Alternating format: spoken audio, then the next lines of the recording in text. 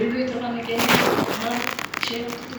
Мына ушул фондду уюштуруп баштап берген Роза Исаковна, сизге рахмат.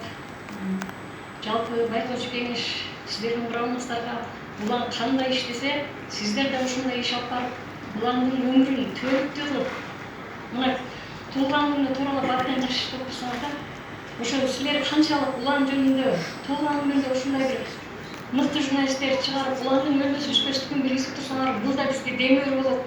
Биз уланды 4 кыздан кийинки бир эле уулубуз деп жүрсөк, улан элдин уулу, кыргыз элинин уулу экен. Өзү айтчу, мен айтпасам ким айтат, мен кылбасам ким кылат деп. Бул көрсө бекер кылбаптыр, бекер айтпаптыр, бекер иштебептир. Сиздердин ишиңер дагы ушундай түбөлүктүү болсун. Улан кандай иштесе, элим, жерим, кыргыз элим деп иштеген болсо, силердин фонд да ошондой элим, жерим, кыргыз элим деп иштешине ишенем. Сиздерге чоң рахмат.